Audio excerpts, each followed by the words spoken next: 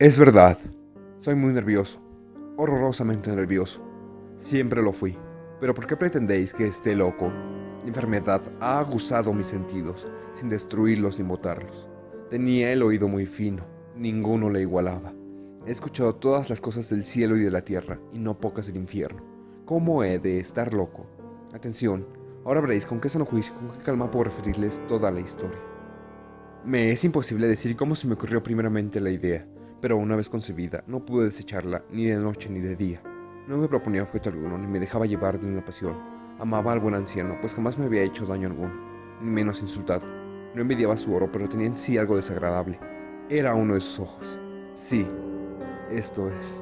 Se asemejaba al de un buitre y tenía el color azul pálido. Cada vez que este ojo fijaba en mí su mirada, se me helaba la sangre en las venas, y lentamente, por grados, comenzó a germinar en mi cerebro la idea de arrancar la vida al viejo, a fin de librarme para siempre de aquel ojo que me molestaba. He aquí el kid. Me creéis loco, pero advertid que los locos no razonan.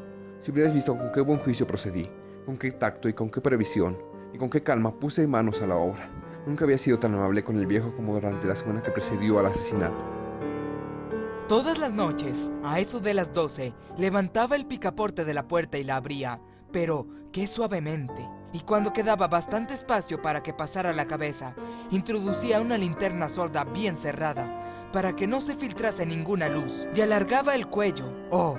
Os hubierais reído al ver con qué cuidado procedía. Movía lentamente la cabeza, muy poco a poco, para no perturbar el sueño del viejo, y necesitaba al menos una hora para adelantarla lo suficiente a fin de ver al hombre echado en su cama. ¡Ah!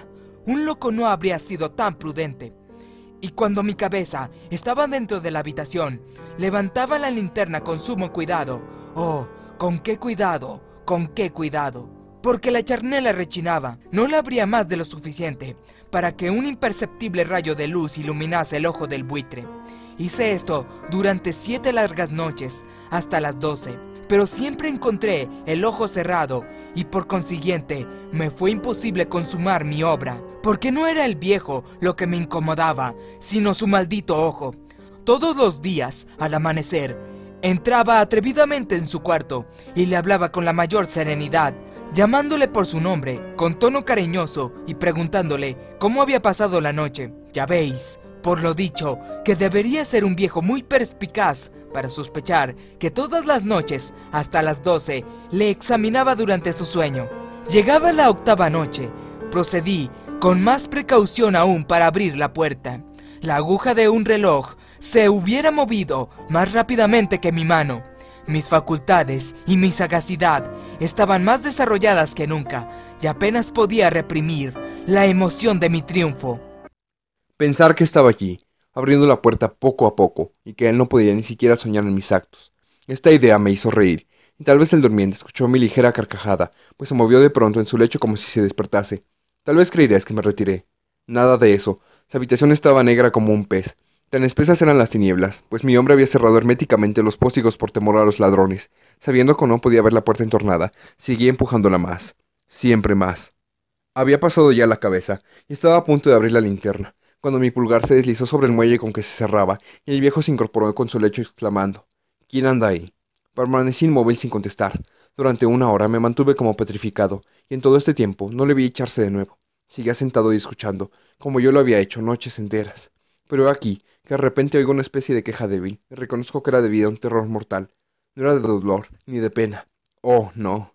Era el ruido sordo y agudo que se eleva del fondo de un alma poseída por el espanto. Yo conocía bien este rumor, pues muchas noches, a las 12, cuando todos dormían, lo oí producirse en mi pecho, aumentando con su eco terrible el terror que me embargaba. Por eso comprendía bien lo que el viejo experimentaba y le compadecía, aunque la risa entreabriese mis labios. No se me ocultaba que se había mantenido despierto desde el primer ruido, cuando se revolvió en el lecho. Sus temores se acrecentaron, y sin duda quiso persuadirme que no había causa para ello, mas no pudo conseguirlo. Sin duda pensó, eso no será más que el viento de la chimenea, o de un ratón que corre, o algún grillo que canta. El hombre se esforzó por confirmarse en estas hipótesis, pero todo fue inútil, era inútil. porque la muerte, que se acercaba, había pasado delante de él con su negra sombra, envolviendo en ella a su víctima, y la influencia fúnebre de esa sombra invisible era lo que le hacía sentir, aunque no distinguiera ni viera nada, la presencia de mi cabeza en el cuarto. Después de esperar largo tiempo con mucha paciencia, sin oírle echarse de nuevo, resolví entreabrir un poco la linterna, pero tampoco, que casi no era nada. La abrí tan cautelosamente que más no podía hacer, hasta que al fin, un solo rayo pálido, como un hilo de araña, saliendo de la abertura, se proyectó en el ojo del buitre. Estaba abierto, muy abierto, y no me enfurecí apenas le miré. Le vi con la mayor claridad, todo entero, con su color azul opaco, y cubierto con una especie de velo hediondo que heló mi sangre hasta la médula de los huesos. Pero esto era lo único que veía de la cara o de la persona del anciano, pues había dirigido el rayo de luz, como por instinto, hacia el maldito ojo. No, os he dicho ya que lo que tomabais por locura no es sino que un refinamiento de los sentidos. En aquel momento, un ruido sordo, ahogado y frecuente, semejante al que produce un reloj envuelto en algodón, hirió mis oídos. Aquel rumor lo reconocí al punto. Era el latido del corazón del anciano, y aumentó mi cólera, así como el redoble del tambor sobreexcita el valor del soldado. Pero me contuve y permanecí inmóvil, sin respirar apenas, y esforzándome en iluminar el ojo con el rayo de luz. Al mismo tiempo, el corazón latía con mayor violencia, y cada vez más precipitadamente y con más ruido. El terror del anciano debía ser indecible, pues aquel latido se producía con redoblada fuerza cada minuto. ¿Me escucháis atentos? Ya os he dicho que yo era nervioso y lo soy en efecto. En medio del silencio de la noche, un silencio tan imponente como el de aquella antigua casa, aquel ruido extraño me produjo un terror indecible. Por espacio de algunos minutos me contuve aún, permaneciendo tranquilo, pero el latido subía de punto a cada instante, hasta que creí que el corazón iba a estallar, y de pronto me sobrecogió una nueva angustia. Algún vecino podría oír el rumor. Había llegado la última hora del viejo. Profiriendo un alarido, abrí bruscamente la linterna y me introduje en la habitación. El buen hombre solo dejó escapar un grito, solo uno. En un instante, le arrojé en el suelo. Reí de contento al ver mi tarea tan adelantada, aunque esta vez ya no me atormentaba, pues no se podía oír a través de la pared. Al fin cesó la palpitación, porque el viejo había muerto. Levanté las ropas y examiné el cadáver. Estaba rígido, completamente rígido. Apoyé mi mano sobre el corazón y la tuve aplicada algunos minutos. No se oía ningún latido. El hombre había dejado de existir y su ojo desde entonces ya no me atormentaría más. Si persistís en tomarme por loco, esa creencia se desvanecerá cuando os diga qué precauciones adopté para ocultar el cadáver. La noche avanzaba y comencé a trabajar activamente, aunque en silencio.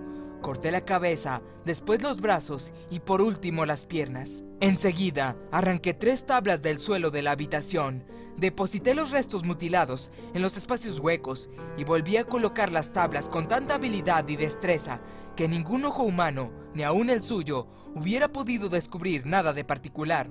No era necesario lavar mancha alguna, gracias a la prudencia con que procedía. Un barreno la había absorbido toda. Terminaba la operación a eso de las 4 de la madrugada. Aún estaba tan oscuro como a medianoche. Cuando el reloj señaló la hora, llamaron a la puerta de la calle y yo bajé con la mayor calma para abrir, pues, ¿qué podría temer ya? 3 hombres entraron, anunciándose cortésmente como oficiales de policía. Un vecino había escuchado un grito durante la noche. Esto bastó para despertar sospechas. Se envió un aviso a las oficinas de la policía y los señores oficiales se presentaban para reconocer el local. Yo sonreí porque nada debía temer y recibiendo cortésmente a aquellos caballeros, les dije que era yo quien había gritado en medio de mi sueño. Añadí que el viejo estaba de viaje y conduje a los oficiales por toda la casa, invitándoles a buscar, a registrar perfectamente. Al fin entré en su habitación y mostré sus tesoros completamente seguros y en el mejor orden. En el entusiasmo de mi confianza, ofrecí sillas a los visitantes para que descansaran un poco, mientras que yo, con la loca audacia de mi triunfo completo, coloqué la mía en el sitio mismo donde yacía el cadáver de la víctima. Los oficiales quedaron satisfechos y convencidos por mis modales. Yo estaba muy tranquilo. Se sentaron y hablaron de cosas familiares a las que contesté alegremente, mas al poco tiempo sentí que palidecía y ansié la marcha de aquellos hombres. Me dolía la cabeza y parecía que mis oídos zumbaban, pero los oficiales continuaban hablando sin cesar. El zumbido se pronunció más, persistiendo con mayor fuerza. Me puse a charlar sin tregua para librarme de aquella sensación, pero todo fue inútil. Al fin descubrí que el rumor no se producía en mis oídos. Sin duda palidecí, entonces mucho, pero hablaba todavía con más viveza, alzando la voz, lo cual no impedía que el sonido fuera en aumento. ¿Qué podía hacer yo? Era un rumor sordo, ahogado, frecuente, muy análogo al que produciría un reloj envuelto en algodón. Respiré fatigosamente. Los oficiales no oían aún. Entonces hablé más aprisa, con mayor vehemencia, pero el ruido aumentaba sin cesar. Me levanté y comencé a discutir sobre varias nimiedades. Un diapasón muy alto, gesticulando vivamente. Mas el ruido crecía. ¿Por qué no querían irse aquellos hombres? Aparentando que me exasperaban sus observaciones, di varias vueltas de un lado a otro de la habitación, mas el rumor iba en aumento. Dios mío, ¿qué podía hacer? La cólera me cegaba. Comencé a renegar. Agité la silla donde me había sentado, haciéndola rechinar sobre el suelo. El ruido dominaba siempre de una manera muy marcada y los oficiales seguían hablando. Bromeaban y sonreían. ¿Sería posible que no oyesen? Dios Todopoderoso, no, no. Oían, sospechaban y lo sabían todo. Se divertían con mi espanto. Lo creí y lo creo aún. Cualquier cosa era preferible a semejante burla. No podía soportar más tiempo aquellas hipócritas sonrisas. Comprendí que era preciso gritar o morir. Cada vez más alto. ¿Lo oís? Cada vez más alto. Siempre más alto. ¡Miserables!, exclamé. No disimuléis más tiempo, confieso el crimen. Arrancad esas tablas. Allí está. Allí está. Ese latido de su espantoso corazón.